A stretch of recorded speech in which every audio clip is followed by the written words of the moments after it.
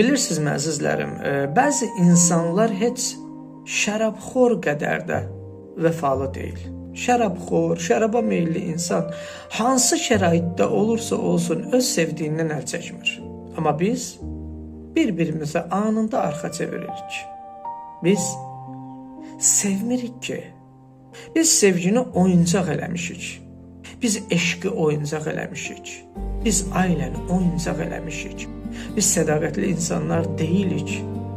Biz egoist, özümüzü bəyənən, həyatda çətinliklə mübarizə aparmaq istəməyən, özümüzə əzab verməyən insanlarıq.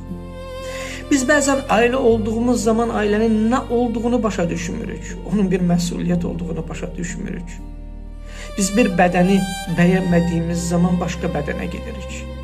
Biz bir səsi bəyənmədiyimiz zaman başqa səsə gedirik. Biz ani bir narahatçılıqda bir-birimizi aldadırıq. Halbuki qədim zamanlarda belə deyildi. İnsanlar ən ağır çətinliklərdə belə bir-birlərini yarı yolda buraxmırdılar. Bunun şərəfə uyğun olmadığını düşünürdülər. Bunun ləyaqətə uyğun olmadığını düşünürdülər. Bunu bir müdriklik, bir alilik, bir ilahilik sayırdılar. İndi isə elə deyil. İndi insanlar vaz keçməyə bəhanə axtarırlar. Bir-birini yarı yolda qoymağa bəhanə axtarırlar. Bir-birini sevməməyə bəhanə axtarırlar. İnsanlar sevginin deyil, şəhvətinin qulu olublar.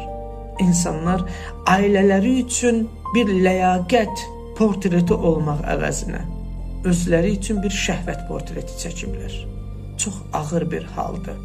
Heyf ki, bəzi insanlar nə sahib olduqları ailənin, nə sahib olduqları övladlarının qiymətini bilmirlər.